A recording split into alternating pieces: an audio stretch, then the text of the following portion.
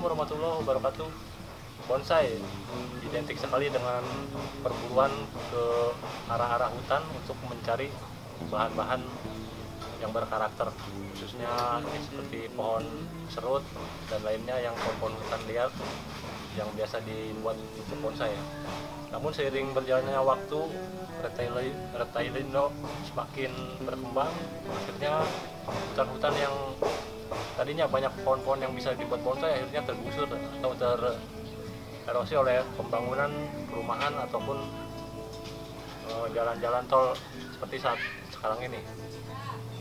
Nah, untuk hal seperti itu, kita yang punya imajinasi tinggi tentang perbonsaian yang akhirnya harus gigit jari. Namun untuk ide-ide yang biasanya kita keluarkan atau kita tumpahkan untuk sebuah bonsai yang besar, karena semakin sulitnya bahan yang kita cari, akhirnya kita mencari di sekeliling kita.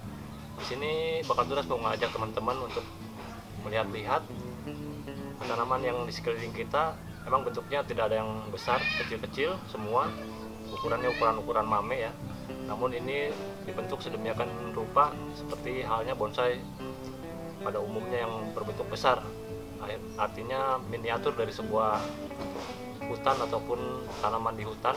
Namun ini kita terapkan dalam sebuah pot seperti pot ceper dengan tambah karakter babatuan sama lumut.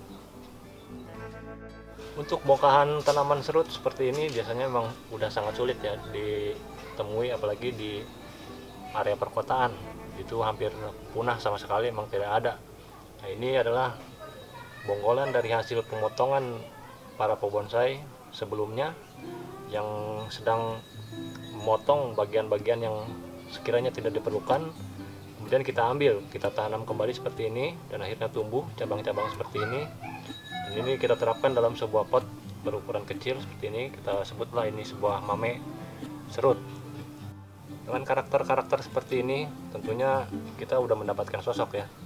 Artinya ide-ide kita tidak pupus, artinya kita masih bisa menumpahkan ide kita dalam sebuah pot kecil seperti ini dengan tanaman yang kecil pula. Namun untuk ide-idenya kita harus selalu dapat untuk menghasilkan sebuah karya yang khususnya ditumpahkan dalam sebuah pot seperti ini.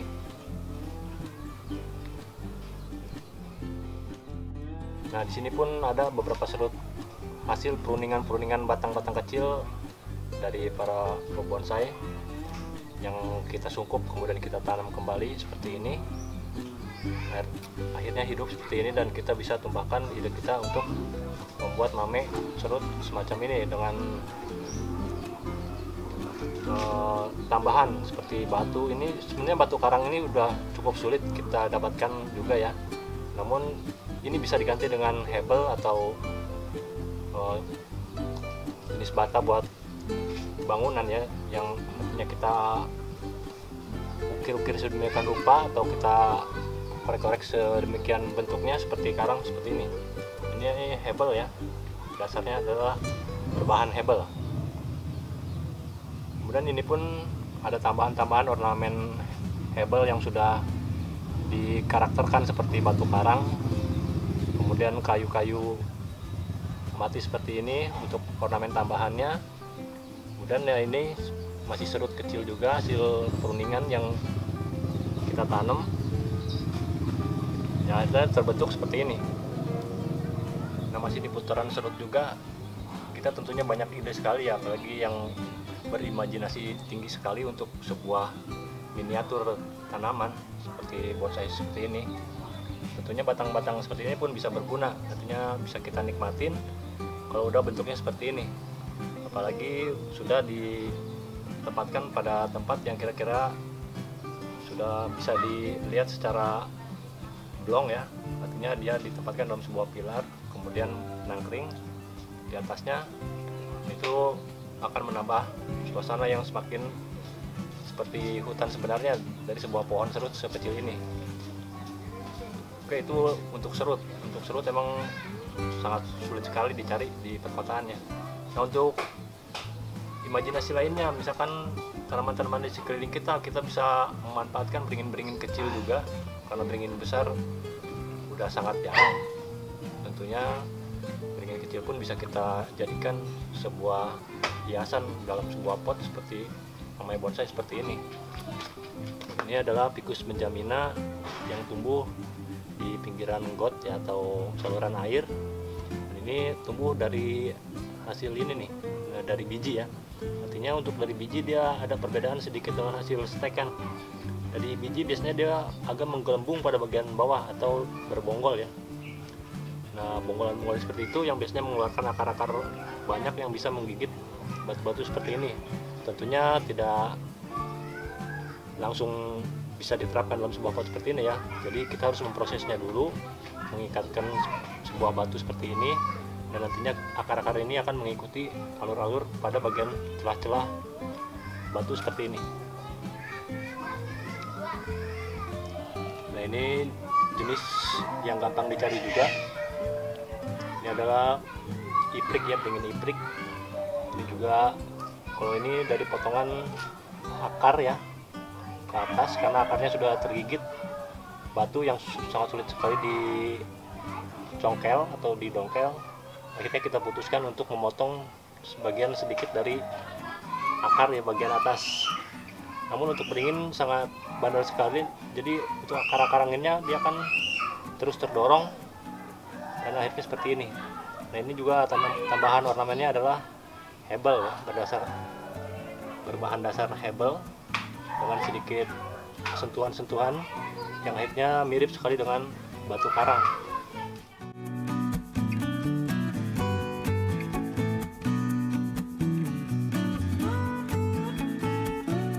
Nah, untuk beringin ini yang lebih jelasnya ya, kalau dia tumbuh dari biji yang bisa kita ambil keseluruhan badan dan akarnya.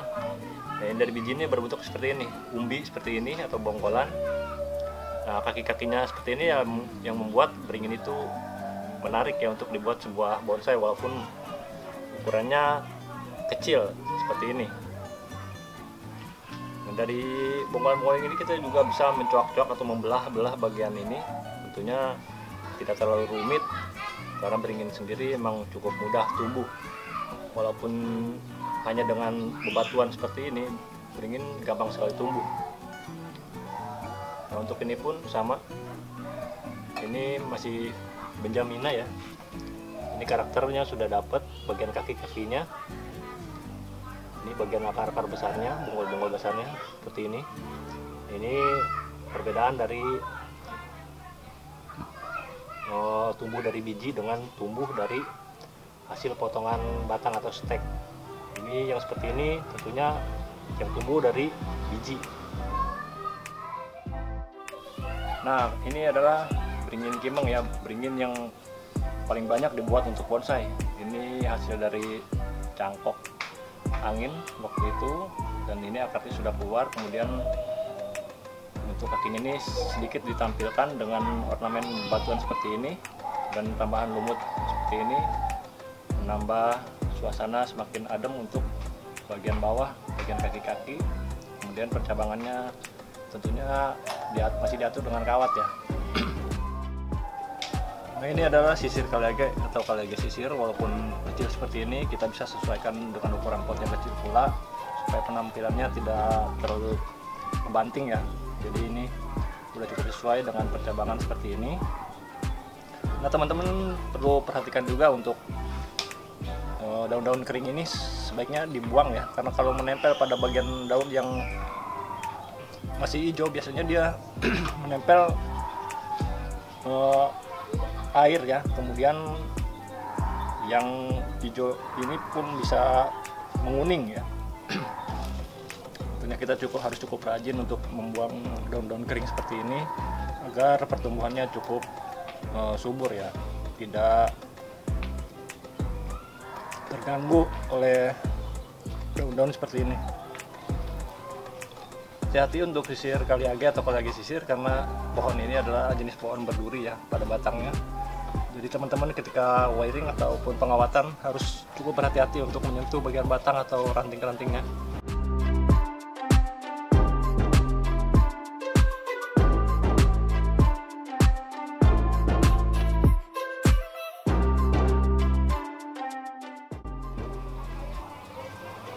Nah, ini masih karakter-karakter beringin liar atau Ficus benjamina yang memang sangat mudah sekali kita dapatkan ya. Jadi untuk membonsai sendiri kita harus punya imajinasi dulu ya, mau dibentuk seperti apa agar bisa sesuai dengan keadaan alam yang sebenarnya, walaupun kita tumpahkan dalam sebuah pot seperti ini. Ini karakter yang cukup bagus. Ini juga beringin juga paling gampang ya untuk dibelok-belokkan, walaupun batang sebesar ini ya. Walaupun patah seperti ini, seperti yang tadi Kimeng juga memang masih cukup bandel, artinya bisa mengeluarkan akar pada bagian patahan seperti ini. Walaupun kering juga dia cukup bagus kalau kambiumnya masih ada yang menempel atau nyambung seperti yang pada bagian belakang seperti ini.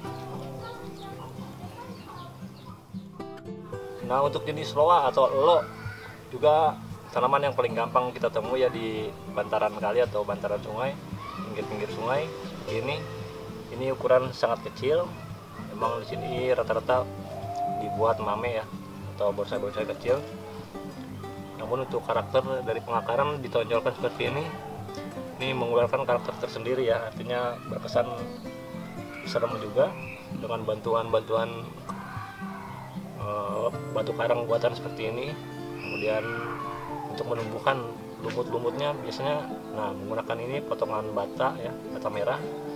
Kita tempatkan aja di pinggiran-pinggiran pot. Nah, seiring waktu lumut-lumut akan tumbuh menyeluruh pada bagian bata, potongan bata ini ya, hancuran bata ya. Ini juga loa sendiri sangat mudah diproses ya. Untuk di stek pun dia bisa hidup, stek air pun bisa hidup.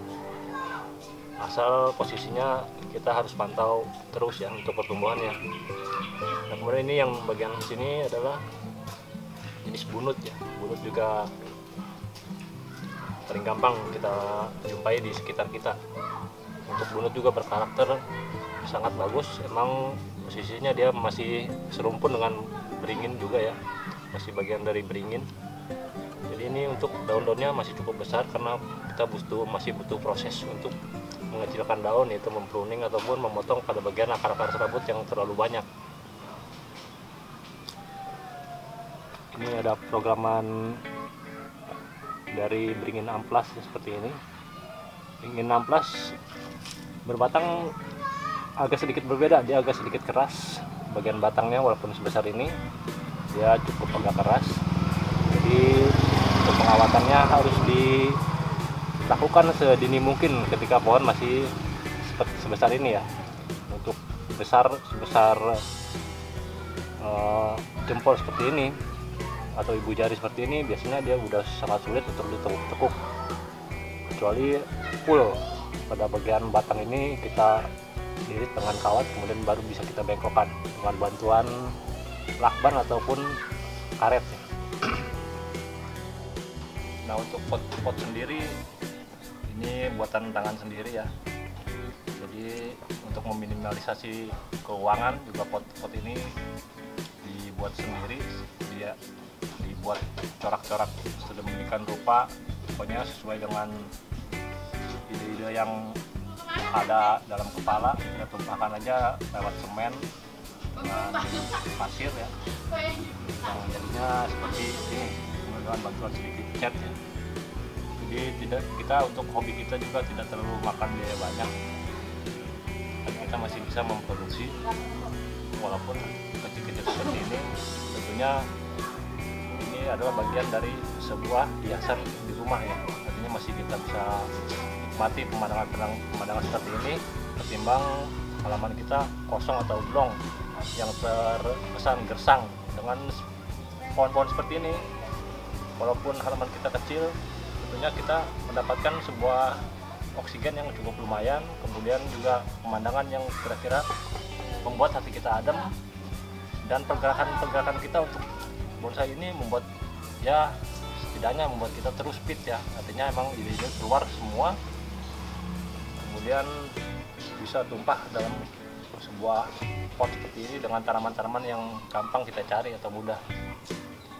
Oke, ini sedikit review dari kita tentang mame-mame bonsai seperti ini dengan berbahan yang paling mudah dicari ataupun didapatkan di sekitar kita.